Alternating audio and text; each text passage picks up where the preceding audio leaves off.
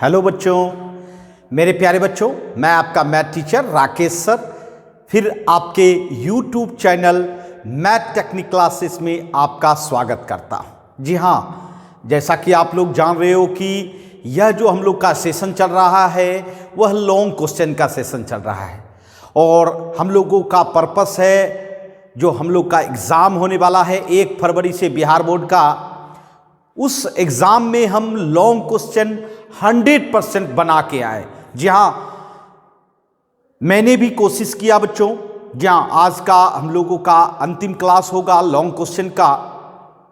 मैंने भी कोशिश किया कि आपको जहाँ इतना क्वेश्चन जरूर दे दूं, उसी में से आपका जो है लॉन्ग क्वेश्चन आ जाए। मैंने प्रयास किया बच्चों, मैं अपने अनुभव के अनुसार आपको मैंने लॉन्ग क्वेश्चन बताया। तो निश्चित तौर पर हर क्लास को बिल्कुल रिवाइज करके रखें और विश्वास पढ़ाई में सबसे बड़ी चीज़ है। अगर विश्वास रखें तो निश्चित आपके एग्जामिनेशन में 100% लॉन्ग क्वेश्चन आपको इसी क्लास से आएगा बच्चों। जी हाँ, और मोस्ट इम्पॉर्टेंट ये क्लास आप लोग के लिए था बच्चों।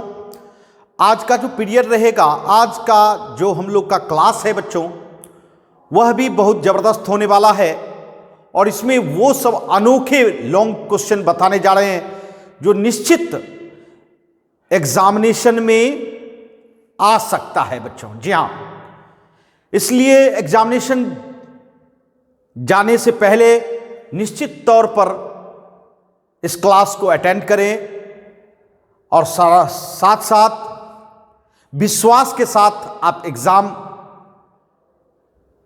दीजिए। निश्चित आप 100% लॉन्ग क्वेश्चन बना के आएंगे। जी हाँ मेरे प्यारे बच्चों, लॉन्ग क्वेश्चन बना के आएंगे। तो चलिए अब हम लोग अपने समय को उपयोग करें। हम लोग का जो समय है बहुत कीमती है, क्योंकि बहुत कम समय, बहुत कम फासला रह चुका है बच्चों। इसलिए उस फासले को बिल्कुल जागरूकता से, मेहनत से, जहाँ जुनून और जज्बे के साथ हम लोग अपनी पढ़ाई को मजबूत बनाएं और 100/100, जहाँ मैथमेटिक्स में 100/100 लाए बच्चों, है ना। तो चलिए स्टार्ट करते हैं। आज का जो प्रॉब्लम है बच्चों, मैं फर्स्ट नंबर प्रॉब्लम दे रहा हूं, बहुत ही जबरदस्त और निश्चित आना चाहिए, विश्वास के साथ बोल रहा हूं। कहता है प्रूव दैट, जी हां first number problem, prove that integration 0 से π/2 log sin x dx। ध्यान दीजिएगा, बहुत फेमस प्रॉब्लम है बच्चों और मैं आपको स्टेप बाय स्टेप समझाऊंगा, बट आप कंसंट्रेट होके, जी आप कंसंट्रेट होके इसको देखें और साथ साथ प्रैक्टिस भी कर लें। जी हाँ, 2-3 बार प्रैक्टिस भी कर लें, जिससे कि आपको एग्जामिनेशन में कोई परेशानी नहीं होगी। जी हाँ, तो मैं बताना चाहता हूं इंटीग्रेशन है 0 से π/2 log sin x dx। Sine में लगा है कौन? लॉग। और आपको पता ही है लॉग से बड़ी डर लगता है इंटीग्रेशन को। जी हाँ, बहुत डर लगता है मेरे यार।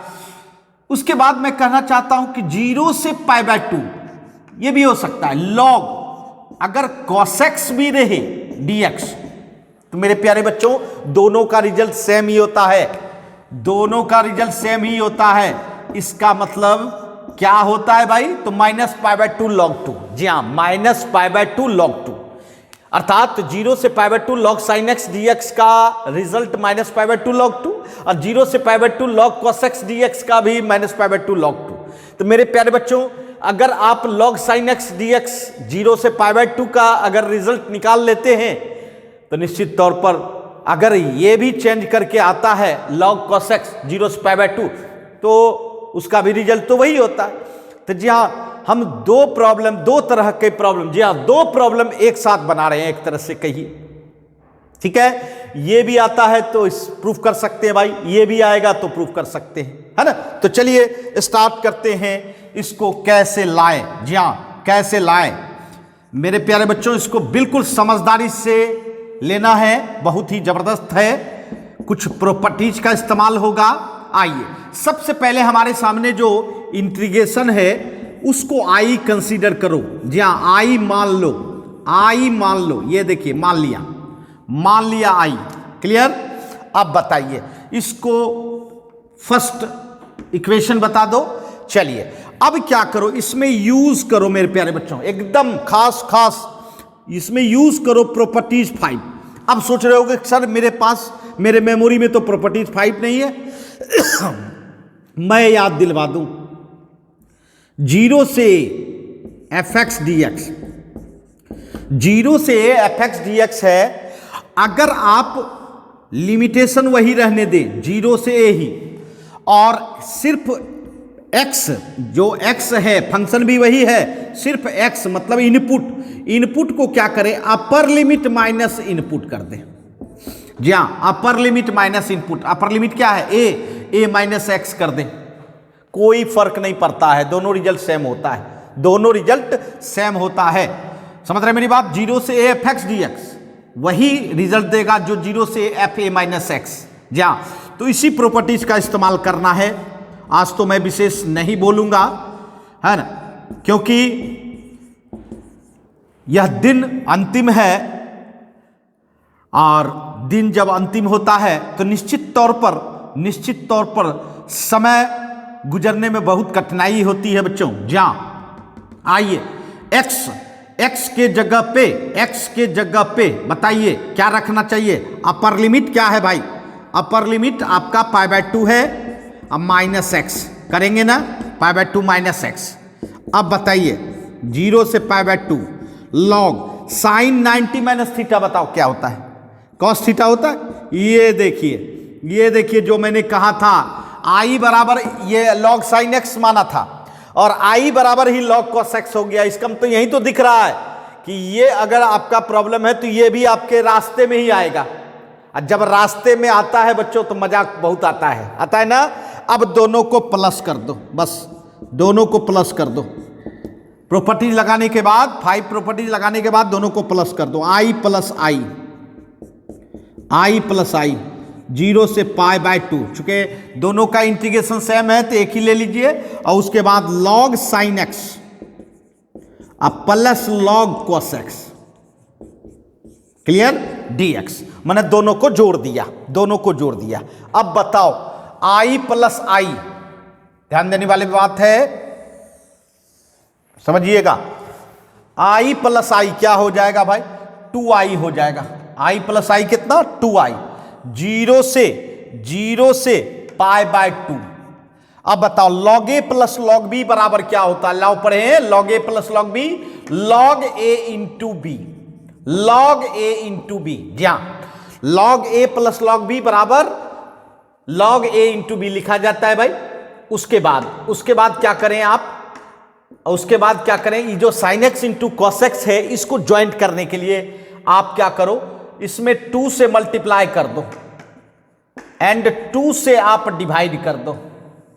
कर सकते हैं, जितना से आपने मल्टीप्लाई किया उतने से आपने क्या किया, डिवाइड किया। क्लियर? उसके बाद 0 से π/2। अब ये बताओ 2 sin a into cos A बराबर क्या होता है, sin 2a। जी हाँ, ट्रिग्नोमेट्री में आपने पढ़ा है 2 sin a into cos A बराबर sin 2a।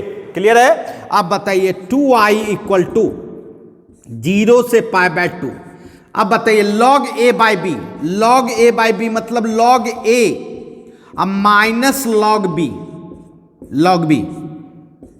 क्लियर है? log a बाई बी बराबर क्या होता है, log a minus log b।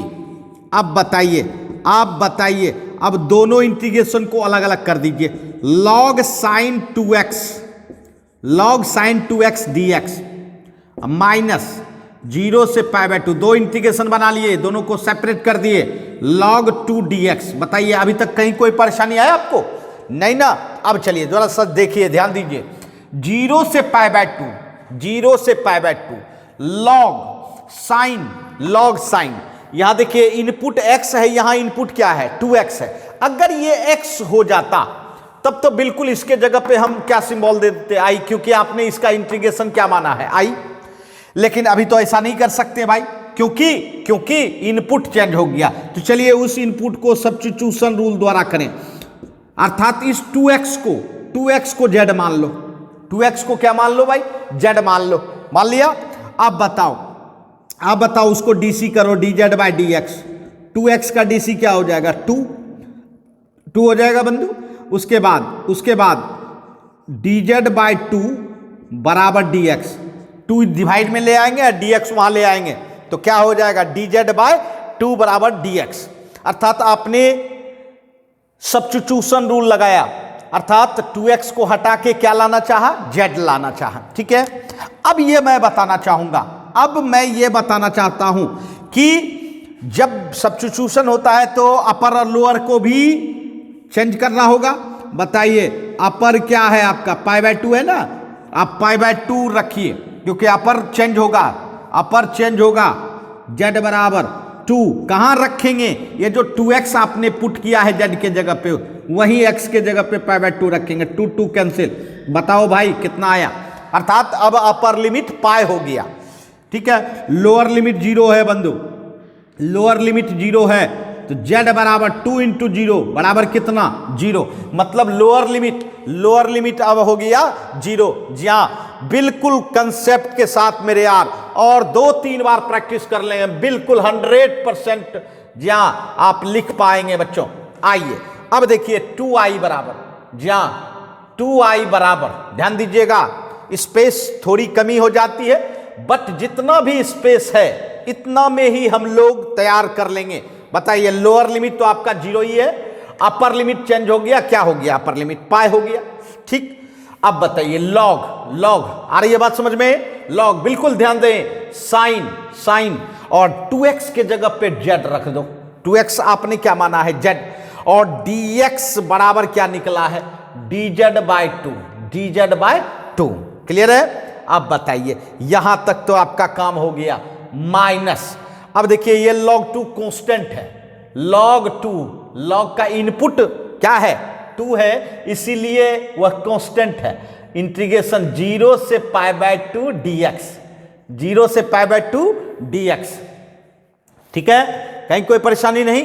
अब चलिए 2i बराबर, बताइए ध्यान दीजिएगा, ये जो है 0 से पाई डिफिनिट इंटीग्रेशन वही रहा, लॉग ये जो साइन z आ लिया है, z को आप रहने दो, dz 1/2 क्या हो गया, बाहर हो गया भाई, 1/2 बाहर, log 2 dx का इंटीग्रेशन बताओ, dx का x कहां से कहां तक, 0 से π/2 होगा ना, dx का इंटीग्रेशन x सब जानता है भाई, सब जानता है। अब बताओ यहां देखिए 1/2।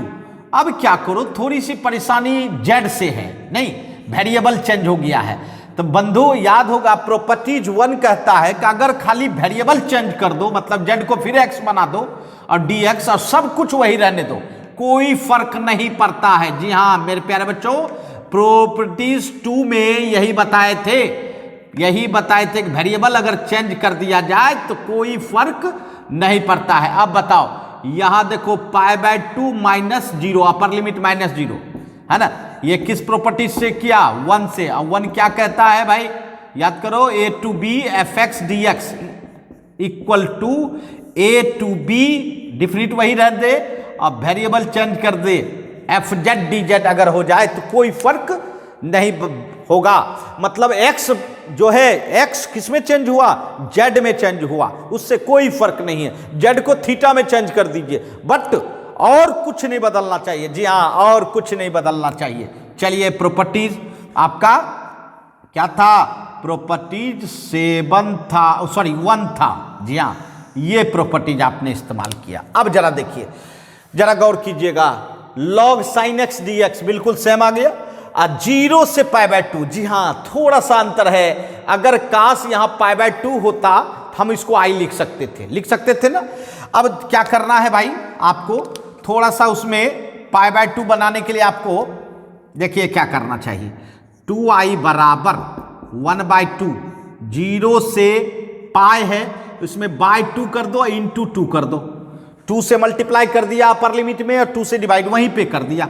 उसके बाद log sin x dx minus हो गया π/2 log 2, π/2 log 2। जी हाँ, π/2 log 2 है। अब बताइए 2i बराबर ध्यान दीजिएगा 1/2। ये जो है अपर लिमिट का जो 2 मल्टीप्लाई में है बच्चों, अपर लिमिट में जो 2 मल्टीप्लाई में है वह आगे आ जाएगा भाई, वह आगे आ जाएगा log sin x dx, log sin x dx minus π/2 log 2। कहिएगा कैसे आएगा?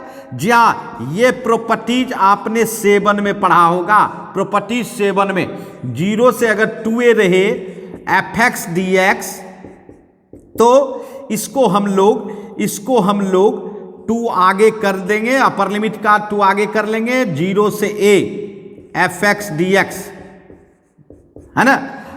कब? जब f 2a माइनस एक्स बराबर प्लस fx हो जाए। जी हाँ, ध्यान देना है। ये देखिए f 2a माइनस एक्स बराबर क्या हो जाए? प्लस fx, तब अपर लिमिट का जो 2 है बच्चों वह आगे आ जाता है।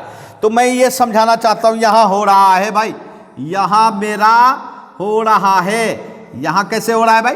ये देखो, ये साइन एक्स है ना बंधु, साइन एक्स है। ये क्या है आपका? साइन एक्स है। जरा गौर कीजिए, साइन में अगर ये 2π/2 मतलब पाई है ना, pi minus x, sine pi minus x क्या होता है? साइन एक्स होता है, मतलब प्लस साइन एक्स होता है।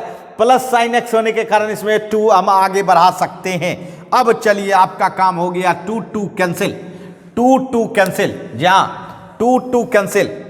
समझ रहे हैं मेरी बात? अब बताइए 2i, ध्यान देना बच्चों, थोड़ा सा स्पेस की कमी हो गई। 2i इक्वल टू, अब बताइए इसको 0 से π/2 log sin x कंप्लीट आ चुका है।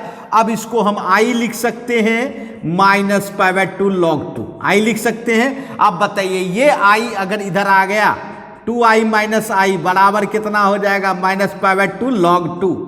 2i में i गया, कितना बचा? i बराबर कितना आ गया? Minus π/2 log 2। तो जी हाँ, i बराबर क्या आया मेरे प्यारे बच्चों? Minus π/2 log 2। जी हाँ, माइनस π/2 log 2 बचा, जो कि हमको चाहिए, माइनस π/2 log 2। बात समझ रहे हैं ना? तो इसमें क्या सब मेमोरी में रखना चाहिए? सबसे पहले इसमें क्या सब प्रॉपर्टीज लगा? प्रॉपर्टीज 5 लगा मेरे प्यारे बच्चों, जिसमें कि अपर लिमिट माइनस एक्स किया जाता है। अब प्रॉपर्टीज 1 लगा, जिसमें कि वेरिएबल चेंज करने से कोई फर्क नहीं पड़ता है। और तीसरा प्रॉपर्टीज 7 लगा, जहां 3 प्रॉपर्टीज 5, समझ रहे हैं? एकदम मेमोरी में रखना है। प्रॉपर्टीज 1 एंड प्रॉपर्टीज 7 बच्चों। जहां प्रॉपर्टीज 7 में अपर लिमिट से 2 नीचे उतारा गया। ये 3 प्रॉपर्टीज का इस्तेमाल करते हुए मेरे प्यारे बच्चों ये सवाल सॉल्व होता है और काफी इंपॉर्टेंट है हमारे अनुसार। जी हाँ, निश्चित आना चाहिए और इसको प्रैक्टिस करके जाएंगे बच्चों। जी हाँ, प्रैक्टिस करके जाएंगे। चलिए, समझ गए तो नोट कर लें।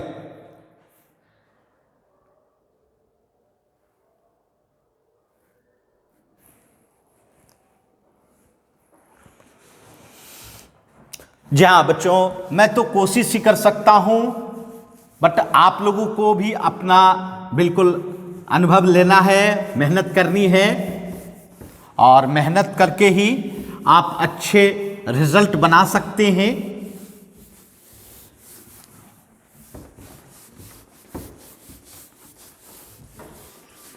ये बहुत ही अच्छा क्वेश्चन है, इंपॉर्टेंट क्वेश्चन है आपके बोर्ड एग्जामिनेशन के लिए।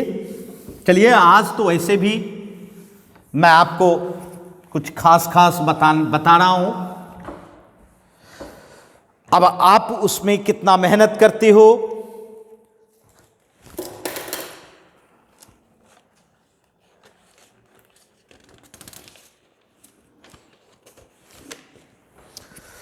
आइए अब आपके लिए हम दूसरा क्वेश्चन दे रहे हैं। Question 2, if any triangle ABC angle A equal to tan inverse 2, बहुत ही बेहतरीन सवाल। B equal to tan inverse 3, then so that, दिखाइए भाई एंगल C जो है वह π/4 होगा। एंगल C जो है π/4 होगा। ध्यान देना बच्चों, ये पहले तो कह रहा है ये ट्रेंगल है भाई, ये मैंने ट्रेंगल बनाया, ABC ट्रेंगल बनाया। इस ट्रेंगल में दो एंगल है आपके पास। एंगल A कितना है बंधु? tan इनवर्स 2 है ना। इसको आप क्या करो, इनवर्स के कंसेप्ट से tan A बराबर क्या बना लो, tan A इक्वल टू 2 बना लो, ठीक है। अब चलिए दूसरा एंगल क्या है भाई? B equal to tan inverse 3, तो tan B इक्वल टू कितना हो जाएगा? 3 हो जाएगा। क्लियर है। अब देखिए दो एंगल आपके पास था, तीसरा एंगल निकालने के लिए कहा जा रहा है। ऐसे भी आपको पता है कि तीनों एंगल का सम कितना होता है, 180 होता है, पाई होता है, सब जानता है भाई। आपको तीसरा सी एंगल निकालना है, तो ऐसा करो कि दोनों एंगल को भेज दो उधर, तो पाई माइनस क्या हो जाएगा? बिल्कुल सटीक कंसेप्ट मेमोरी में रखें, पाई माइनस ए प्लस बी हो जाएगा। क्या दोनों माइनस हो जाएगा? अब देखिए यहां गौर कर रहे होंगे, हमारे पास ट्रिगोमेट्री का tan इस्तेमाल हुआ है ना।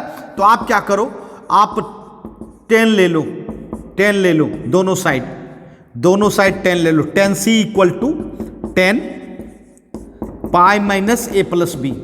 Clear? Pi minus A plus B. अब बताओ tan 180 माइनस थीटा क्या होता है? माइनस tan थीटा होता है ना बच्चों। अच्छा फिर देखो tan A plus B, compound angle का फॉर्मूला है tan A plus tan B by कितना बच्चों? 1 minus tan A into tan B। Clear? अब बताइए tan C equal to tan A का मान बताओ, आपके पास है 2, tan B का मान बताओ, आपके पास 3, 1 माइनस 2 इंटू 3, बताओ tan C equal to 5 by 1 minus 6, 5 by minus 5। बोलिए जबरदस्त है कि नहीं? 5 कैंसिल, प्लस 1। बताओ बिल्कुल उम्दा किस्म का प्रॉब्लम है भाई। tan C बराबर 1, बताओ कितने डिग्री पर 1? 45 डिग्री। और उसको रेडियन में क्या लिखते हो भाई? π/4। देखिए ये प्रॉब्लम है भाई, ये प्रॉब्लम है, जहां बहुत ही जबरदस्त प्रॉब्लम है। समझ गए होंगे, नोट कर लें।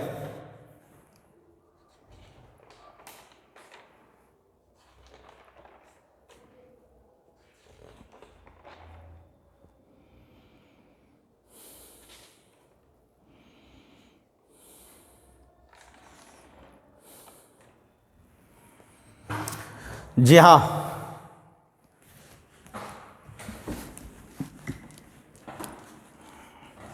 बिल्कुल एक एक स्टेप बच्चों समझा के भेजेंगे, बट देखना तो आपका काम है भाई, मेहनत करना आपका काम है, और एग्जाम देना भी आप ही का काम है बंदो। इसलिए बिल्कुल कॉन्फिडेंस से एग्जाम दे, है ना।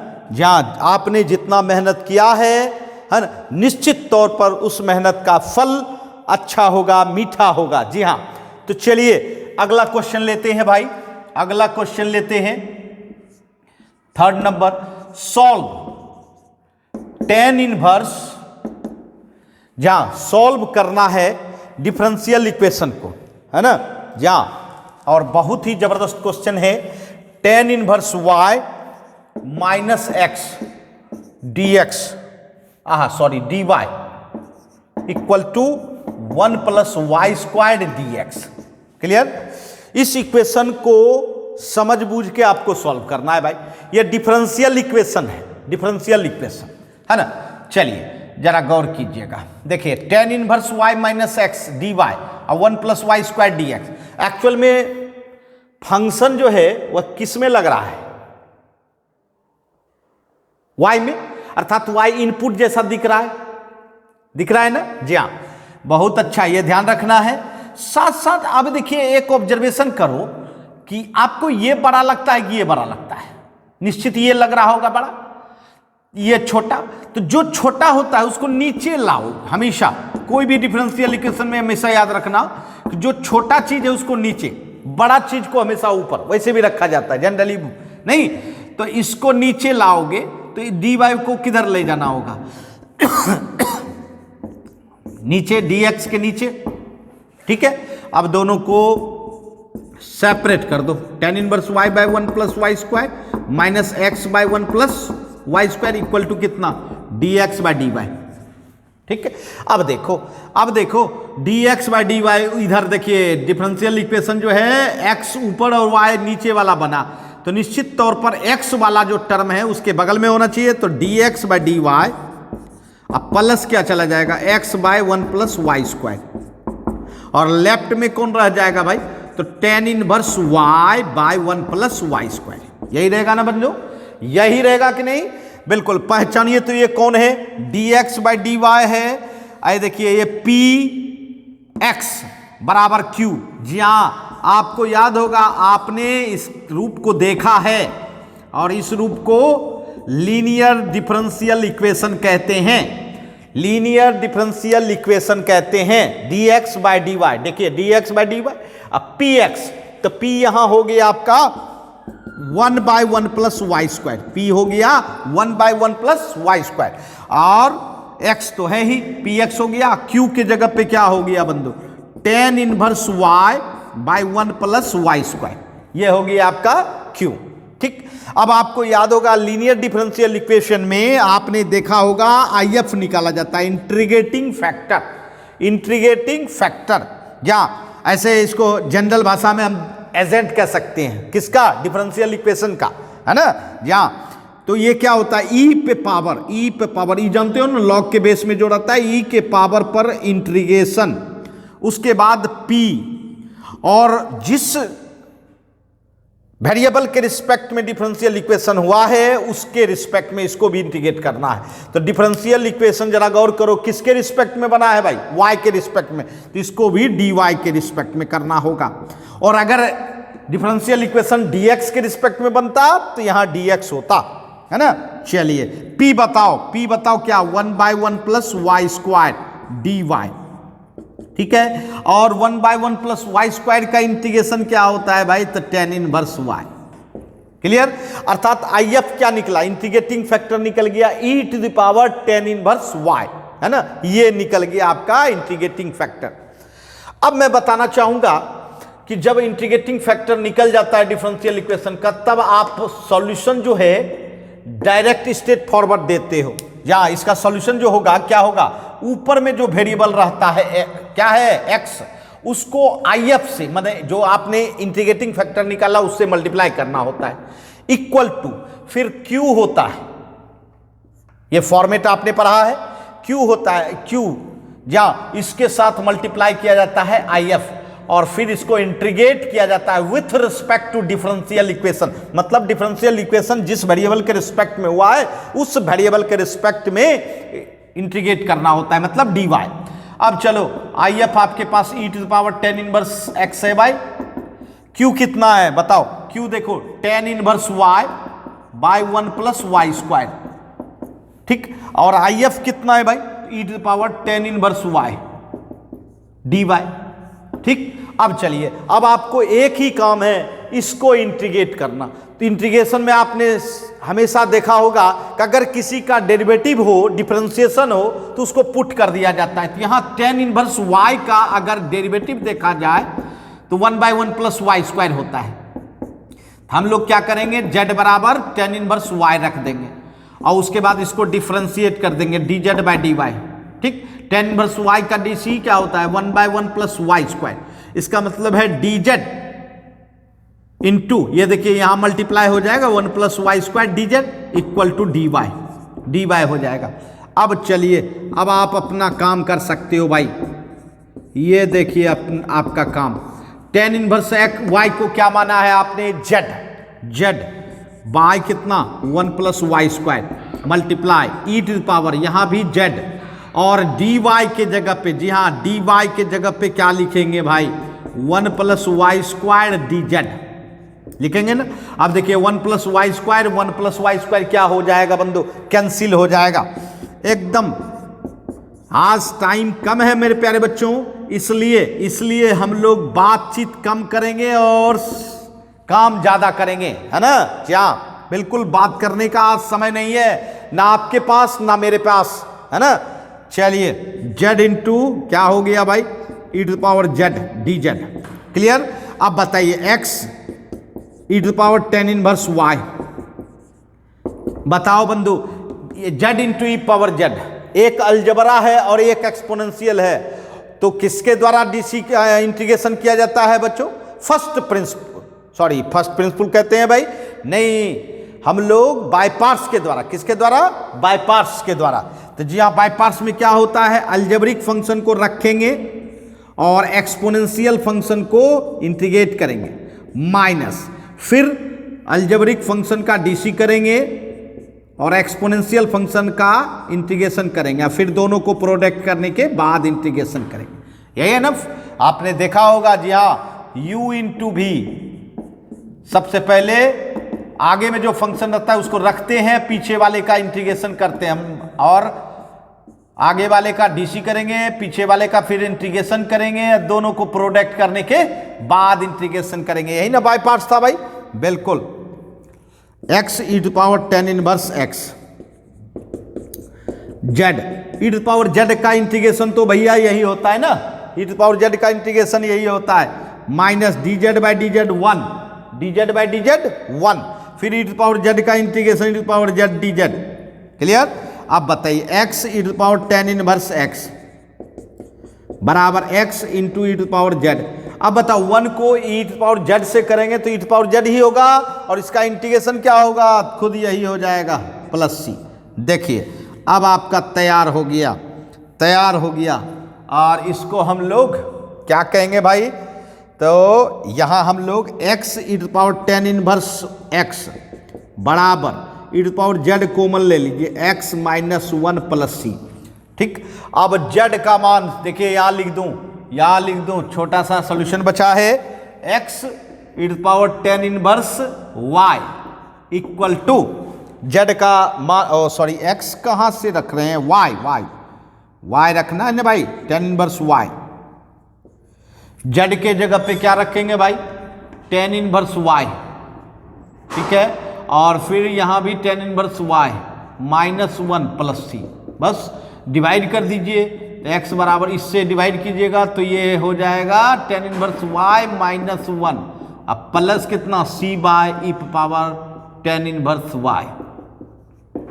देखिए यही आपका सॉल्यूशन निकला। जी हाँ, काफी जबरदस्त है मेरे प्यारे बच्चों, बहुत ही जबरदस्त और अच्छा प्रॉब्लम है भाई, बिल्कुल बेस्ट प्रॉब्लम है, जरूर इस पर प्रैक्टिस करें मेरे प्यारे बच्चों। जी हाँ, ठीक है, तो ये था हमारा डिफरेंशियल इक्वेशन का चेहरा। अब आगे बढ़ते हैं हम लोग, चलिए पहले नोट कर लें।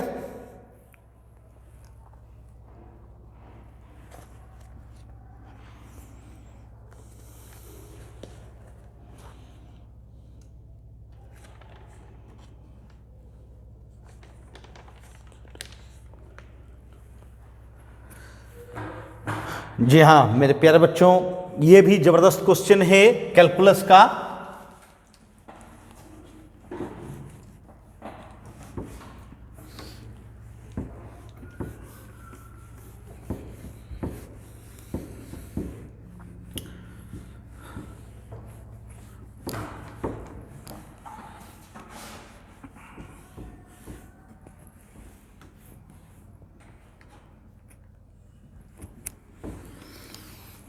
अब हमारे सामने बच्चों क्वेश्चन नंबर 4, जो कि प्रोबेबिलिटी का मस्ट प्रॉब्लम है बच्चों। जी हाँ, प्रोबेबिलिटी का सबसे जबरदस्त प्रॉब्लम है। आइए देखते हैं क्या है प्रोबेबिलिटी का सबसे जबरदस्त प्रॉब्लम। क्वेश्चन 4 दे रहे हैं, ए रैंडम वेरिएबल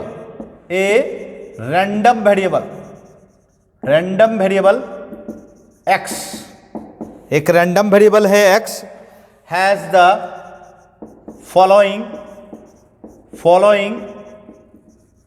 जी हाँ प्रोबेबिलिटी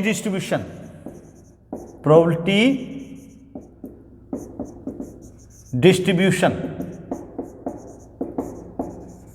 प्रोबेबिलिटी डिस्ट्रीब्यूशन। और प्रोबेबिलिटी डिस्ट्रीब्यूशन दे दिया है गया है रैंडम वेरिएबल का, ये देखिए बॉक्स रूप में दिया है, बॉक्स रूप में दिया है।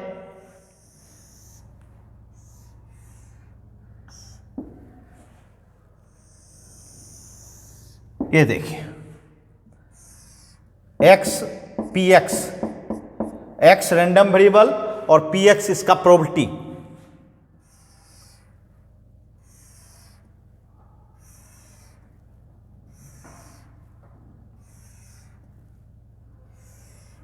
Zero 1 2 3 4 5 6 and 7। जहां जीरो का जीरो प्रोबेबिलिटी दिया हुआ है, 1 का दिया हुआ है के, 2 के, 3 के, सॉरी 2 के ही, 3 का भी 2 के ही, 4 का बच्चों 3 के, 5 का के स्क्वायर, 2 के स्क्वायर, और ये हो गया 7 के स्क्वायर प्लस के। ठीक है, ये कहता है, फिर कहता है फाइंड करो के पहले निकालो। दूसरा फाइंड कर रहा है भाई कि प्रोबेबिलिटी निकालो x less than equal to 3 का। तीसरा भी कह रहा है कि भैया x ग्रेटर देन 6 का निकालो। और चौथा कह रहा है इसमें कि x लाइज बिटवीन 0 से 3। जहां अर्थात इसमें 4 प्रॉब्लम बनाया गया। बिल्कुल ट्रिकदार है, आसान है ना, और आपके बोर्ड एग्जामिनेशन के लिए काफी इंपॉर्टेंट है निश्चित तौर पर। आज जो भी प्रॉब्लम, जी हाँ जबरदस्त प्रॉब्लम हो रहा है। चलिए फर्स्ट नंबर आपको के निकालनी है, के निकालनी है। और के देखिए तो किस में इन्वॉल्व है भाई, इस जीरो का प्रोबेबिलिटी तो 0 है, 1 का के है, 2 का 2 के है, मतलब के किस में इन्वॉल्व है, प्रोबेबिलिटी में। तो आपको पता रहना चाहिए कि किसी भी रैंडम वेरिएबल का जो प्रोबेबिलिटी होता है उसका सम बच्चों 1 होता है, क्योंकि एक ही सैंपल स्पेस का ये टोटल प्रोबेबिलिटी है। और आपको पता है कि सैंपल स्पेस का प्रोबेबिलिटी 1 होता है, मतलब टोटल सम क्या हो जाएगा, 1 हो जाएगा। अब देखिए इसमें किसका किसका प्रोबेबिलिटी है भाई, तो फर्स्ट प्रोबेबिलिटी है 0 का प्लस 1 का प्लस 2 का प्लस 3 का 4 का 5 का 6 का एंड 7 का, सातों प्रो। और टोटल का सम कितना हो गया भाई, 1 हो गया। अब 0 का प्रोबेबिलिटी कितना दिया हुआ है, 0। 1 का प्रोबेबिलिटी कितना, के। 2 का प्रोबेबिलिटी 2 के, 3 का प्रोबेबिलिटी 2 के, 4 का प्रोबेबिलिटी 3 के, 5 का प्रोबेबिलिटी समझ रहे हैं के स्क्वायर, 2 के स्क्वायर और 7 के स्क्वायर प्लस के इक्वल टू 1। बिल्कुल साधारण है, टेक्निक है। सब प्रोबेबिलिटी को जोड़ दिया आपने, 7 2 9 1 10, 10 के स्क्वायर और 2 2 4 1 5 3 8 1 9, 9 के बराबर 1। अभी तो के निकल रहा है, 10 के स्क्वायर प्लस 9 के माइनस 1 इक्वल टू 0। क्या इसको पहचानते हो, क्वाड्रेटिक इक्वेशन है ना। चलिए इसको सॉल्व करें, -10 के माइनस 1 इक्वल टू 0। ठीक है, अब बताओ 10 के कॉमन, के -1 कॉमन, के प्लस 1, ये कितना हो, प्लस 10 के माइनस के, नहीं के प्लस 1 -1 के प्लस 1 इक्वल टू 0। अब देखिए इसमें आप के प्लस 1 फैक्टर कर लो, के प्लस 1 इंटू 10 के माइनस 1 इक्वल टू 0। ठीक, अब क्या करोगे, के प्लस 1 इक्वल टू 0, तो के बराबर कितना हो गया, -1। और दूसरा जो है 10 के माइनस 1 इक्वल टू 0, 10 के बराबर कितना 1, के बराबर 1/2। देखिए के का मान एक -1 आया, एक प्लस 1/2 आया, लेकिन -1 तो नहीं पॉसिबल है, ये पॉसिबल नहीं है। बताओ क्यों, क्योंकि ये जो होता है बच्चों, के कौन है, प्रोबेबिलिटी है किसी का, और प्रोबेबिलिटी जो है कभी भी निगेटिव नहीं होता है, वह हमेशा 0 और 1 के बीच में ही होता है। क्लियर, इसका मतलब है ये नहीं होगा, तो होगा कौन, के इक्वल टू 1/10। जी हाँ, अर्थात आपने फर्स्ट का जवाब दे दिया। जी हाँ, के चाहिए तो के हम लोग का निकल चुका है। क्लियर है? अब हम दूसरा जवाब दे सकते हैं। आइए दूसरा जवाब दे। देखिए बच्चों, सेकेंड नंबर क्या कर रहा है भाई, हमको प्रोबेबिलिटी चाहिए x less than equal to 3, less than equal to 3। तो मेरे प्यारे बच्चों ध्यान दीजिएगा, लेस देन इक्वल टू 3 इसका मतलब है 3 चाहिए, इक्वल टू है ना, फिर उससे नीचे जाइए 2 चाहिए, फिर उससे नीचे जाइए 1 चाहिए, और फिर उससे नीचे जाइए 0 चाहिए, क्योंकि 0 से नीचे तो है ही नहीं। अब बताइए 3 का कितना है भाई, 2k, 2 का कितना है 2k, 1 का कितना है k, और 0 का तो भैया 0 था, तो कितना हो गया 5k, और k का मान आप 1/10 रख देंगे, क्योंकि k का मान आपने क्या निकाला है भाई 1/10, 5 2 जा मतलब कितना आ गया 1/2। मतलब random variable less than equal to 3 का प्रोबेबिलिटी कितना हो जाएगा भाई 1/2 हो जाएगा, 1/2 हो जाएगा, है ना।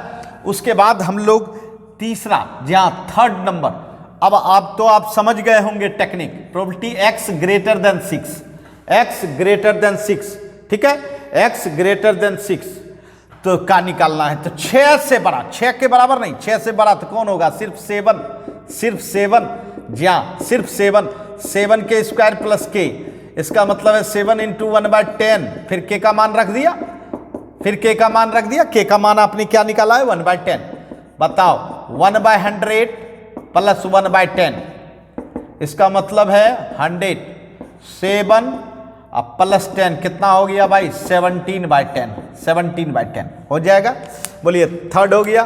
फिर फोर्थ आप निकालना चाहे बंधु, तो आप बिल्कुल होशियार हो गए होंगे। जी हाँ, 0 और 3 के बीच का निकालना है, 0 से बड़ा और 3 से छोटा। तो 0 से बड़ा मतलब 1, 2 और 3 से छोटा मतलब 3 नहीं, तो 1 का कितना है भाई के, 2 का कितना है भाई 2k, मतलब 3k हो गया, मतलब क्या हो गया भाई 3k, और k का मान आप क्या रखोगे 1/10, मतलब कितना हो गया 3/10। जी हाँ, ये लॉन्ग क्वेश्चन के लिए बहुत ही इंपॉर्टेंट है। अर्थात पहला काम है k निकालना, और जब भी कोई प्रोबेबिलिटी डिस्ट्रीब्यूशन हो, जी हाँ जब भी कोई टेबल हो, तो टोटल प्रोबेबिलिटी का सम 1 करके, एकदम टेक्निक से 1 करके k का मान निकाल लो, और उसके बाद तो फिर समझ ही गए रैंडम वेरिएबल का प्रोबेबिलिटी कैसे निकाला जाता है ना। क्लियर समझ में आया होगा, निश्चित तौर पर एग्जामिनेशन के लिए बहुत इंपॉर्टेंट है।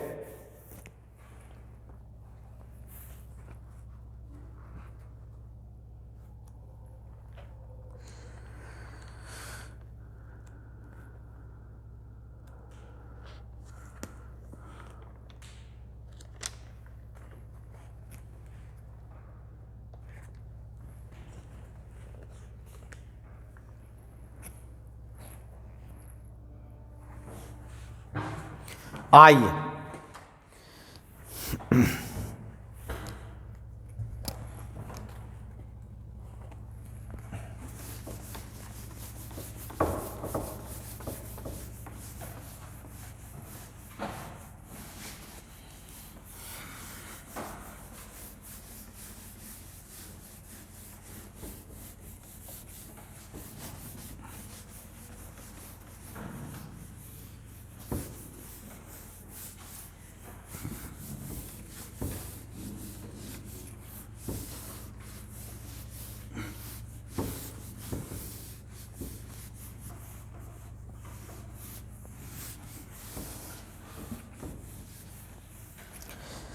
अब देखिए, हम लोग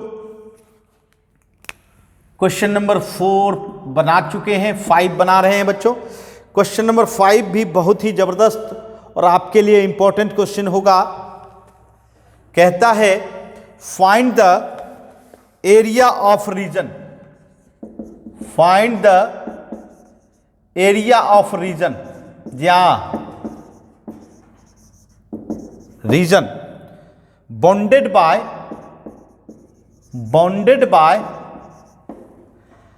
the parabola,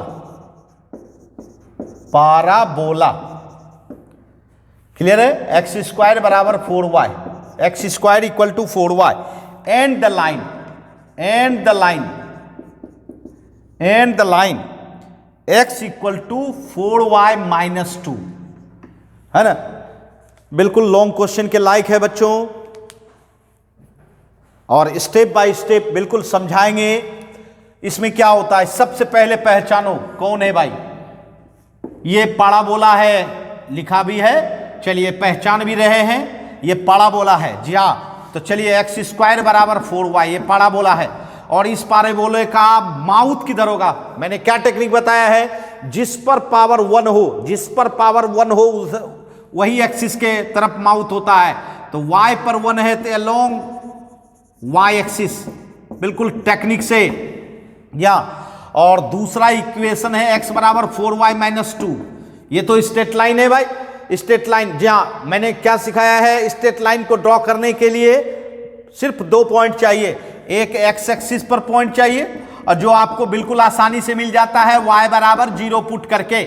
क्या पुट करना चाहिए, x एक्सिस पर y बराबर 0 और y एक्सिस पर x बराबर 0, हमेशा उल्टा, y बराबर 0। चलिए 0 माइनस 2 कितना आया भाई, x बराबर -2 आ गया, इसका मतलब है पॉइंट आ गया -2 0, ठीक है। और y एक्सिस पर अगर बात करें तो क्या पुट करेंगे, x बराबर 0, x equal to 0, x equal to 0, y axis पर 0 इक्वल टू 4y माइनस 2, तो 2 इक्वल टू 4y, इसका मतलब 2/4 equal to y, y/2 sorry 1/2 equal to y, इसका मतलब है दूसरा पॉइंट मिल गया 0 और 1/2। ये देखिए x एक्सिस पर पॉइंट मिल गया -2 0, और y एक्सिस पर मिल गया 0 1/2। अब आपको क्या करना है भाई, फिगर बनानी है। चलिए फिगर बनानी है, क्योंकि एरिया बाउंडेड बाय कर्व मतलब क्षेत्रफल अगर आपको निकालनी है तो बिना ग्राफ ड्रॉ किए नहीं निकाल सकते हैं बंधु, है ना। जी हाँ, ऐसा टेक्निक नहीं है कोई जिससे कि आप बिना ग्राफ का बनाओगे। चलिए पाराबोला बनाओ, इसका माउथ किधर होगा, y एक्सिस। पाराबोला जान रहे हो ना भाई, बिल्कुल कटोरा की तरह होता है भाई। ये देखिए पाराबोला, और जींस से पास करते हुए पाराबोला। जी हाँ, ये सब स्टैंडर्ड ही पाराबोला मिलता है बंधु, स्टैंडर्ड ही पाराबोला जो ऑरिजिन से पास करता है। ये देखिए पाराबोला बना लिया, जिसका माउथ किधर है भाई, y एक्सिस। माउथ किधर है, y एक्सिस, मैंने बताया था। जी हाँ, जिस पर पावर 1 हो माउथ उधर रहता है, ये मैंने ड्रॉ किया। अब चलिए straight line, straight line draw करने के लिए पहला पॉइंट खोजिए, -2 0, बंधु निगेटिव है, लेफ्ट साइड होगा ऑब्वियसली, और 0 1/2 प्लस है, ऊपर होगा।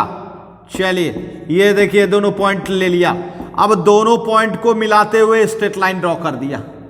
ये देखिए ये आपका स्ट्रेट लाइन हो गया। अब बताइए दोनों के बीच का एरिया आप बताओ कौन सा लग रहा है भाई, निश्चित पाराबोला और स्ट्रेट लाइन के बीच का एरिया ये दिख रहा होगा। ये देखिए ये आपका दिख रहा है भाई, ये हो गया आपका, ठीक। ये रीजन का एरिया निकालना है। अब ये यहां से सोचना है भाई, देखिए बच्चों इस रीजन के ऊपर कौन सा ग्राफ चल रहा है भाई, स्ट्रेट लाइन चल रहा है, देखिए स्ट्रेट लाइन, और नीचे कौन सा ग्राफ दिख रहा है, कर्व दिख रहा है। कर्व कौन दिख रहा है, पाराबोला वाला ना, जहां ऊपर स्ट्रेट लाइन नीचे कर्व पाराबोला। अब दोनों देखिए कि दोनों क्रॉसिंग कहां हो रहा है, ये देखिए क्रॉसिंग तो हो रहा है लेकिन मुझे पता नहीं कहां हो रहा है, ये तो आपको पता लगाना होगा। तो दोनों तरफ से लंब गिरा दीजिए, एक्स एक्सिस पर गिराया हम लोगों ने। चलिए ये देखिए गिरा दिया। अब देखिए, अब पहले तो हमको पता लगाना होगा कि भाई ये दोनों मीट कहां किया है, क्रॉस कहां किया है। तो इसके लिए दोनों इक्वेशन को, जी हाँ ये नियम होता है, कोई भी क्रॉसिंग हो दोनों इक्वेशन को सॉल्व कर दो, क्रॉसिंग पॉइंट मिल जाएगा, है ना। चलिए तो यहां जो है हम दोनों इक्वेशन को सॉल्व कर लेते हैं। आइए एक्स स्क्वायर बराबर 4y पाराबोला का, और ये गौर कीजिएगा तो 4y बराबर क्या होगा, देखिए तो 4y इस इक्वेशन में x बराबर 4y माइनस 2, इसको इधर ले आएंगे तो x प्लस 2 बराबर क्या हो जाएगा, 4y हो जाएगा ना स्ट्रेट लाइन से। दोनों इक्वेशन को सॉल्व करना है तो एक दूसरे में कॉम्बिनेशन करेंगे। अब देखिए यहाँ 4y के जगह पे रख दो एक्स स्क्वायर, ठीक है, इसको इधर लाओ, x square minus x minus 2 equal to 0, factor कर लो -2x plus x minus 2 equal to 0, x square x common ले लो, x माइनस 2 प्लस 1 कॉमन ले लो, x minus 2 equal to 0, x minus 2 x plus 1 equal to 0। बिल्कुल फटाफट बनाया है 2 और -1, क्योंकि आज ना आपके पास समय ना मेरे पास समय। मेरे प्यारे बच्चों, फटाफट बनाए जिससे कि हम लोग 100%, जी हाँ, लॉन्ग क्वेश्चन बना के आएंगे बच्चे। अब देखिए x बराबर 1 आया -1 और दूसरा आया 2, तो निश्चित तौर पर -1 आया तो -1 तो लेफ्ट साइड होगा, x बराबर -1 और राइट साइड होगा +2। क्लियर? राइट साइड क्या होगा? +2, है ना। अब एरिया निकालनी है। अब क्या निकालनी है बंधु? एरिया। बिल्कुल निकाल सकते हैं, आइए एरिया बनाएं। जरा सा आप ध्यान दें, देखिए एरिया तो यही रेड कलर वाला जो है वही एरिया है। अब गौर कीजिए, ऊपर स्ट्रेट लाइन आपने देखा, इसका शेडो जो देख रहे हो एक्स एक्सिस पर, ये पूरा पड़ रहा है, व्हाइट और रेड दोनों मिला के पड़ रहा होगा। ये दोनों व्हाइट, ये दोनों व्हाइट और प्लस रेड मिला के स्ट्रेट लाइन का छाया है, स्ट्रेट लाइन का छाया पड़ रहा है ना। और जरा गौर करो, ये पाराबोला जो देख रहे हो, पाराबोला का शेडो जो है सिर्फ व्हाइट वाला पर पड़ रहा है। इसका मतलब हुआ कि स्ट्रेट लाइन में अगर पाराबोला को माइनस कर देंगे, समझिएगा, स्ट्रेट लाइन पूरा कवर कर रहा है व्हाइट एंड रेड, और अगर पाराबोला का सिर्फ व्हाइट है तो स्ट्रेट लाइन के एरिया में किसके एरिया को माइनस कर देंगे? जी हाँ, पाराबोला के एरिया को माइनस कर देंगे तो निकल जाएगा दोनों के बीच का एरिया, है ना। तो आइए देखें, जी हाँ, सबसे पहले तो इंटीग्रेशन दोनों का कॉमन कहां से कहां तक है भाई? -1 से 2। क्लियर?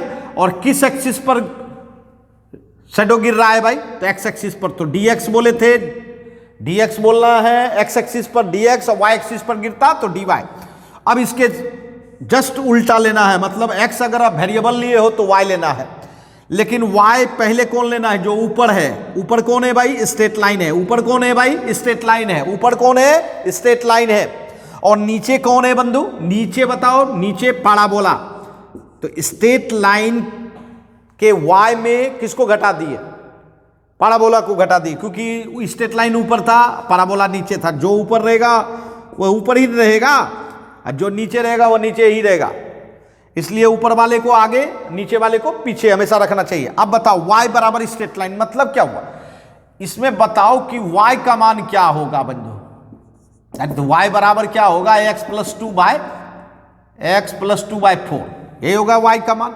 ठीक है, स्ट्रेट लाइन के इक्वेशन में y का मान x + 2/4, ठीक। और पाराबोला के इक्वेशन में y का मान ऑब्वियसली खाली 4 भेजना है, x²/4 हो जाएगा। अब आप कितना आसानी से इसका इंटीग्रेशन कर लेंगे वो आप पर डिपेंड करता है भाई। ये जो एलसीएम 4 लेंगे उसको 4 को बाहर करो और 0 से कहते हैं -1 से 2, x + 2 -x²। जी हाँ, हम लोगों का जो है ये लॉन्ग क्वेश्चन है तो निश्चित थोड़ा बड़ा तो हो ही जाता है भाई। अब जरा सा यहां कैलकुलेशन करें, 1/4, इसका इंटीग्रेशन करें, x का इंटीग्रेशन x²/2, 2 का 2x और x² का x³/3, -1 से 2। इंटीग्रेशन में तो आप लोग मास्टर हो भाई। 2 रखो, 2 दूनी 4/2, 2 दूनी 4, 8/3, बिल्कुल। -1 पर स्क्वायर 1/2, -2, और ये -1 पर होल क्यूब तो -1 हो जाएगा ना, फिर माइनस प्लस हो जाएगा, +1/3। ठीक है, अब बताओ 1/4, 4 2 6 3 18, 18 में 8, 10/3, और ये देखिए 3 2 5 -7 बचेगा, 7/6, बिल्कुल। अब बताओ 1/4, ये कितना हो जाएगा? एलसीएम लेंगे 27/6, 3 नंबर 27, 3 दूनी 6। देखिए क्या कमाल है, 9/8 स्क्वायर यूनिट। जी हाँ, इसका रिजल्ट क्या आया? 9/8 स्क्वायर यूनिट, है ना। जी हाँ, कुछ छोटे छोटे फॉर्म में चला जाता है बच्चों, क्योंकि यह लॉन्ग क्वेश्चन है तो निश्चित तौर पर थोड़ी थोड़ी परेशानी तो हो ही जाती है बच्चों, बट बिल्कुल समझदारी के साथ, प्रैक्टिस के साथ, विश्वास के साथ, जी हाँ, निश्चित बनाए।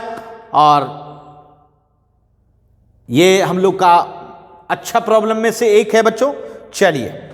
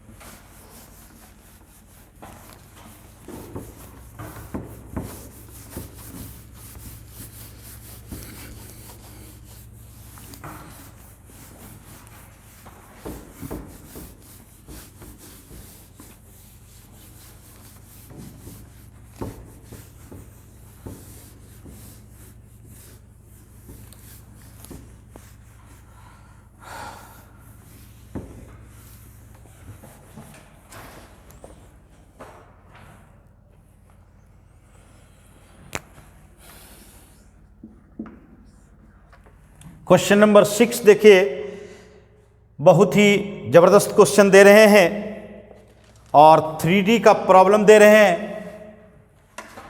Find the coordinate of foot of find the coordinate of the point, कह रहा है फुट नहीं, point. Coordinate of point where the line joining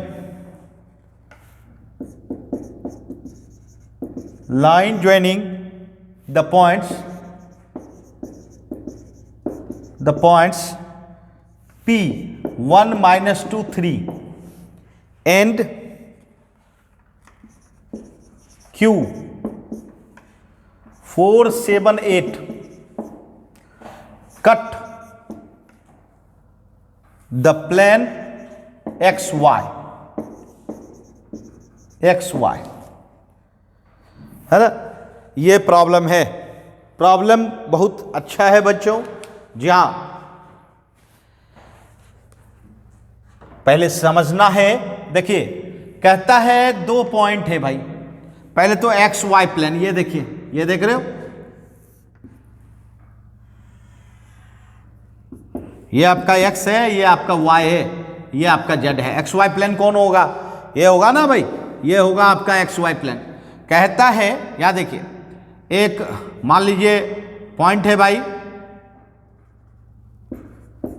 1 minus 2 3, ठीक, और दूसरा पॉइंट है भाई 4 7 8। इस लाइन ज्वाइनिंग के द्वारा प्लेन को कट किया जा रहा है। प्लेन को क्या किया जा रहा है भाई? कट किया जा रहा है। जी हां, ये देखिए, यहां देखिए, है ना। ये जैसे देखिए, ये आपका प्लेन है एक्स वाई प्लेन, यहां से पॉइंट गिर रहा है, पॉइंट से लाइन गिर रहा है और इसको क्रॉस करते हुए नीचे जा रहा है ना। तो बताना है यह पॉइंट का कोऑर्डिनेट क्या होगा, यही पूछा जा रहा है। Find the coordinate of the point where the line joining the points इतना cut the x y plane, जहां की एक्स वाई प्लेन को कट कर रहा है। तो सबसे पहली बात तो मैं बताना चाहता हूं, एक्स वाई प्लेन जान रहे हो भाई, एक्स वाई प्लेन में हर जगह जेड 0 होता है। एक्स वाई प्लेन में हर जगह जेड 0 होता है, क्योंकि एक्स वाई प्लेन में सिर्फ एक्स वाई होता है, जेड नहीं रहता, याद रखना। ऑब्जेक्टिव में भी आ सकता है, वाई जेड प्लेन में एक्स 0, जेड एक्स प्लेन में वाई 0। मतलब जिस प्लेन में जाओ भाई, जिस प्लेन में जाओ उसमें देखो कि कौन सा वेरिएबल इन्वॉल्व है। एक्स वाई है तो जेड नहीं है, मतलब जेड बराबर 0। वाई जेड प्लेन है, क्या नहीं है? एक्स नहीं है तो एक्स बराबर 0।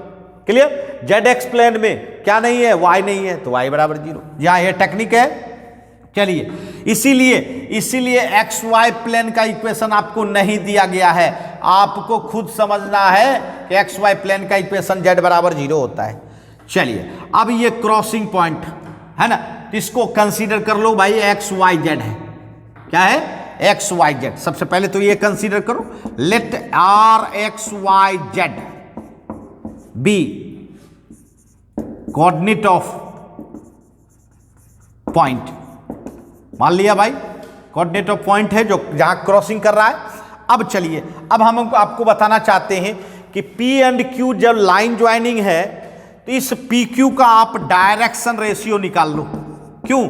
क्योंकि P एंड Q दोनों का कोऑर्डिनेट है, आपके पास कोऑर्डिनेट है, तो आप डायरेक्शन रेशियो निकाल सकते हो। कैसे? ये देखो, ये जो कोऑर्डिनेट है, x कोऑर्डिनेट माइनस होगा, y कोऑर्डिनेट माइनस होगा एंड z कोऑर्डिनेट माइनस होगा। पहला बताओ, 4 minus 1 7 minus 2 and 8 minus 3। Clear है? जा 4 माइनस 1 7 माइनस 2 एंड 8 माइनस क्या हो जाएगा? 8 माइनस बोलिए 3।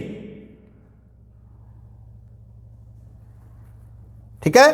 अब बताइए, ये कितना 3, ये कितना प्लस हो जाएगा 9 और ये आपका 5।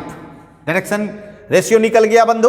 अब चलिए आप क्या करो, आप equation of line P Q, line, ये लाइन जब हो गया तो इसका इक्वेशन हम कोऑर्डिनेट ज्योमेट्री में लिख सकते हैं ना, x माइनस x1 होता है। ये देखो x माइनस x1 पहला पॉइंट है -1 बाय डायरेक्शन रेशियो क्या है 3। फिर चलो y -2 तो क्या हो जाएगा +2 हो जाएगा ना, बाय कितना डायरेक्शन रेशियो 9 और z माइनस क्या है भाई 3, सिर्फ 3 तो z -3 बाय कितना डायरेक्शन रेशियो 5। और इसको r मान लो, ये r क्या हुआ भाई, तो ये जो आप ये पॉइंट लिया और ये p पॉइंट लिया, इसके बीच की दूरी हुई r, ये दूरी हुई r, मतलब लिख दो वेयर r कौन है भाई, तो पी आर बराबर r है, पी आर बराबर r है। क्लियर। अब चलिए अब बताओ x -1/3 बराबर r लिया तो x -1 बराबर 3r हो गया, तो x बराबर कितना हो जाएगा 3r + 1, x का मान निकल गया r टर्म में। फिर y वाला देख लो, y + 2/9 = r, इसका तो y + 2 बराबर 9r, तो y = कितना हो जाएगा 9r - 2, ठीक है 9r - 2। उसके बाद z -3/5 बराबर r, z -3 बराबर कितना 5r, z = कितना 5r + 3। बताओ x भी निकल गया r टर्म में, y भी निकल गया, z भी r टर्म में निकल गया। अगर r निकल जाए तो आपका x y z निकल जाएगा। क्लियर। तो बिल्कुल हम लोग निकाल ही लेंगे। अब देखिए गौर कीजिएगा, ये जो पॉइंट है, ये जो r x y z, यह तो प्लेन पर है क्योंकि क्रॉस कर रहा है, तो यह प्लेन पर भी है और लाइन पर भी है। क्लियर। तो इसका मतलब है यह पॉइंट इसको सेटिस्फाई करेगा। तो जी हाँ, इसका मतलब है कहेंगे point R x y z lies on किसमें, z बराबर 0, मतलब एक्स वाई प्लेन में इस पर लाई करेगा। तो z 0, तो z बराबर 0, इसका मतलब z क्या है, यहां देखिए तो z क्या है 5r + 3 निकाले हैं, तो z के जगह पे 5r + 3 = 0। बताओ r बराबर कितना निकला -3/5। देखिए r निकलने की देर तब तो आपका कोऑर्डिनेट मिल गया भाई। अब आपको कोऑर्डिनेट मिल गया, ये देखिए 3 -3/5 + 1। क्लियर। यहां देखिए y कितना है भाई 9 × -3/5 -2 और 5 × -3/5 + 3। ठीक। अब आप आराम से जी हाँ कितना हो जाएगा -9 + 4/5, ये हो जाएगा 27 -37/5 और ये हो गया आपका 5 करके -3 + 3 0। ये देखिए क्रॉसिंग पॉइंट। जी हाँ बिल्कुल आसान। क्या किया, डायरेक्शन रेशियो, ये देखिए डायरेक्शन रेशियो निकाला, इक्वेशन पी क्यू का निकाल लिया और फिर उसको आर के इक्विवेलेंट करके हम लोग सब एक्स वाई जेड को आर में ले आए। और आर को निकालने के लिए आपके पास एक अस्त्र पहले से है कि प्लेन में वो पॉइंट लाई करता है, वह पॉइंट उसमें डाल दीजिए, आपका आर का मान निकल जाएगा और फिर वही आर आप रख दो। बिल्कुल आसान है बच्चों। जी हाँ, तो ये भी बहुत ही अच्छा प्रॉब्लम है ना मेरी समझ से मेरे प्यारे बच्चों। जी हाँ, तो चलिए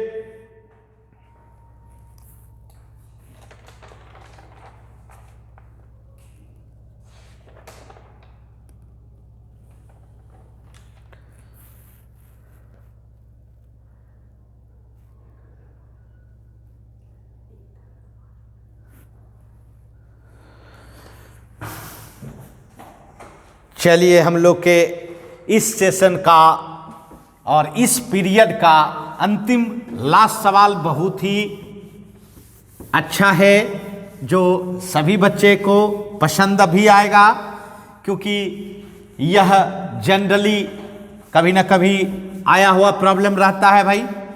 जी हाँ, जो कि मैट्रिक्स से है बच्चों। जी हाँ, मैट्रिक्स से। मेरे प्यारे बच्चों, मैट्रिक्स से है, कहता है सॉल्व बाय मैट्रिक्स मेथड। जी हां, सॉल्व करना है भाई, सॉल्व बाय मैट्रिक्स मेथड। किस तरह से सॉल्व करना है, मैट्रिक्स के द्वारा सॉल्व करना है भाई। और इक्वेशन दिया हुआ है x plus y plus z equal to 6, 2x plus y minus 3z equal to -5 और 3x minus 2y plus z equal to 2। ये इक्वेशन है आपका, और इस इक्वेशन को हल करना है, मतलब एक्स वाई जेड का मान निकालनी है। ठीक है, मैट्रिक्स मेथड से सबसे पहला काम ए मैट्रिक्स, इसमें 3 मैट्रिक्स बनता है बच्चों, 3 मैट्रिक्स। एक ए मैट्रिक्स बनाइए जो एक्स वाई जेड का कोफिशिएंट हो। बताइए क्या है? एक्स 1 2 3, यहां देखिए वाई में देखिए 1 1 -2, जेड में देखिए 1 -3 1। क्लियर? ये हो गया ए। दूसरा मैट्रिक्स बच्चों बनानी है होती है कांस्टेंट की, कांस्टेंट की क्या सब है? 6 - 5 2। तीसरा मैट्रिक्स बनानी होती है जो आपको निकालनी है वेरिएबल एक्स वाई जेड। जहां 3 मैट्रिक्स बनानी होती है, एक ग्रुप बनानी होती है जो कि एक्स वाई जेड का गुणांक होगा, है ना। उसके बाद बी मैट्रिक्स बनानी होती है जो कांस्टेंट होता है, और एक्स मैट्रिक्स बनानी होती है जो वेरिएबल होता है। ठीक है, अब चलिए सबसे पहला मकसद होता है भाई ए इनवर्स निकालने का। अब इसको सॉल्व करेंगे भाई। ए इनवर्स इसमें निकाला जाता है, जहां ए इनवर्स निकालने के बाद ही हम लोग सॉल्यूशन प्राप्त कर पाएंगे। अब देखिए इस सवाल को बनाने का मतलब 2 हो गया। एक तो आप इस मैट्रिक्स को सॉल्व करने के लिए सीख जाएंगे, और दूसरा अगर किसी प्रॉब्लम में इनवर्स निकालने के लिए दिया जाए हम लोग इनवर्स भी इसी टेक्निक से निकाल सकते हैं। क्लियर? इसका मतलब है एक क्वेश्चन में 2 सॉल्यूशन छुपा हुआ है। चलिए इसको पहले डिटर्मिनेंट बनाइए। 1 2 3 1 -2 1 -3 1, ये डिटर्मिनेंट बनाया। चलिए इस डिटर्मिनेंट को एक्सपेंड कीजिए। ये जानते हैं साइन प्लस माइनस प्लस होता है, अल्टरनेट +1 लीजिए। बताइए क्या होता है? हॉरिजॉन्टल वर्टिकल छोड़ देते हैं, ये 4 एलिमेंट हॉरिजॉन्टल वर्टिकल छोड़ते हैं, 4 एलिमेंट। क्या होगा? 1 माइनस, चलिए -2 -3 6, -1 लिया, फिर -1 लिया। बताओ हॉरिजॉन्टल वर्टिकल, यहाँ ये तो सबको पता है भाई। 2 -9, फिर +1 लीजिए, हॉरिजॉन्टल वर्टिकल छोड़िए, -4 -3। या बताइए 1 × -5 11 1 -7, ये -5 -11 -7 -23। ये देखिए ये आपका क्या निकल गया? डिटर्मिनेंट वैल्यू निकल गया। अब इसमें मकसद होता है भाई कि प्रत्येक एलिमेंट, जी हाँ जितने भी एलिमेंट हैं सभी एलिमेंट का कोफैक्टर है, कोफैक्टर निकालना चाहिए। चलिए cofactor of R1 first row का निकालिए। फर्स्ट रो में कितने एलिमेंट है भाई? 3 एलिमेंट। चलिए फर्स्ट एलिमेंट का निकालते हैं, A11 का। ये देखिए 1 पोजीशन हुआ, first row first column. A11 का बताओ, हॉरिजॉन्टल वर्टिकल छोड़िए, ये 4 हुआ, 4 को क्रॉस मल्टीप्लिकेशन कर दीजिए फट से, ये कीजिए और ये कीजिए, है ना। क्या होगा बताओ? 1 -6।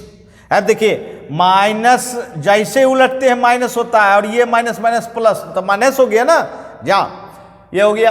फिर A12 बताओ दूसरे का, हॉरिजॉन्टल वर्टिकल छोड़िए, बताइए क्रॉस, 4 एलिमेंट बचा, 2 -9। ठीक है। A13 बताओ, A13 हॉरिजॉन्टल वर्टिकल छोड़िए, कितना होगा भाई? कितना होगा? -4 -3।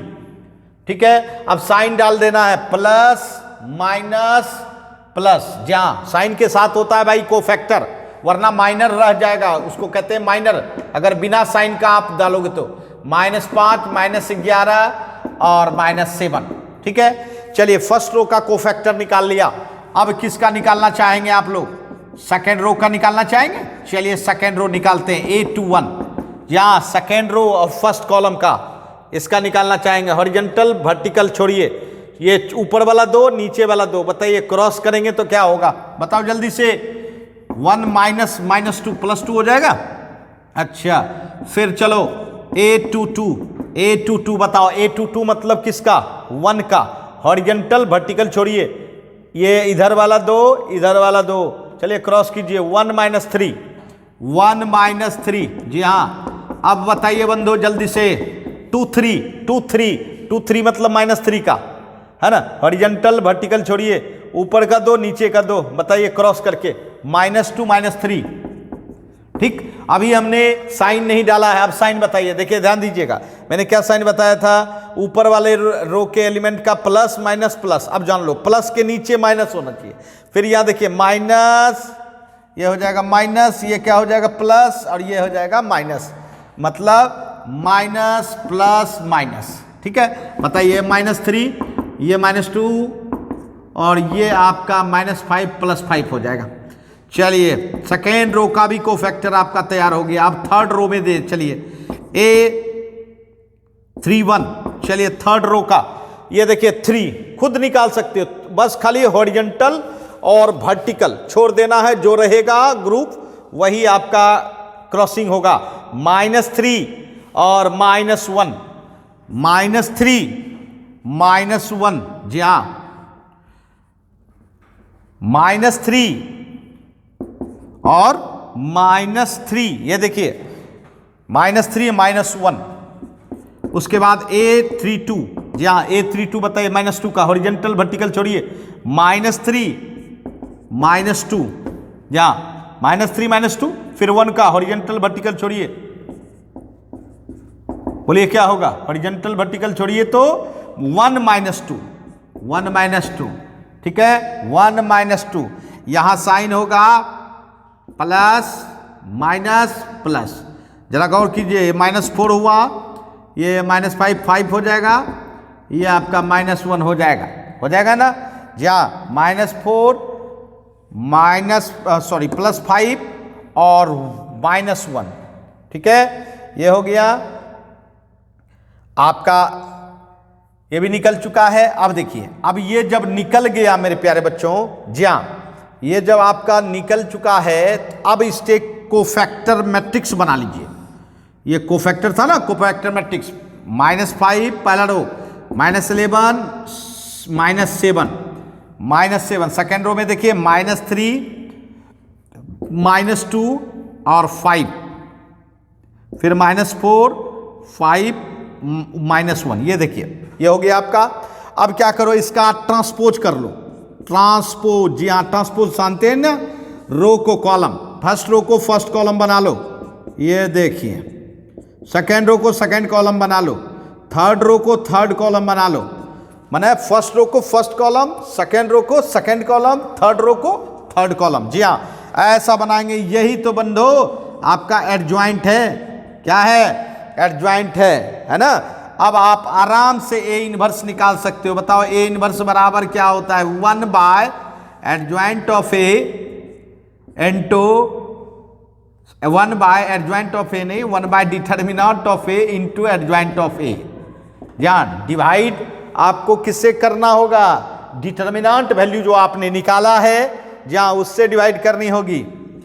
1 बाय कितना निकाला है, -23, और उसके बाद आपका एडजॉइंट जो है, एडजॉइंट क्या है बताइए, -5 -11 -7, सेकेंड में देखिए -3 -2 5, थर्ड में देखिए -4 5 और -1। जी हाँ मेरे प्यारे बच्चों, ये हो गया आपका A इनवर्स। मतलब A इनवर्स क्या किया जाता है, कैसे निकाला जाता है, किसी भी मैट्रिक्स का A इनवर्स निकालने के लिए आपको डिटर्मिनेंट बनाना पड़ेगा। डिटर्मिनेंट के लिए सिर्फ सिंबल चेंज होता है, उसका डिटर्मिनेंट वैल्यू निकाल लीजिए, और उसके बाद प्रत्येक एलिमेंट का क्या निकालिए, कोफैक्टर निकाला, उसके बाद कोफैक्टर मैट्रिक्स बना लिया। क्या बना लिया, कोफैक्टर, मतलब उसी को सजा लिया मैट्रिक्स में, कोफैक्टर मैट्रिक्स हो गया, और फिर उसको ट्रांसपोज कर लिया। ट्रांसपोज में क्या होता है, रो को बना लेना है कॉलम, सब रो को सब कॉलम बना लेना है, वह एडजॉइंट मैट्रिक्स कहलाएगा। वह क्या कहलाएगा, वह जो ट्रांसपोज निकला कोफैक्टर का,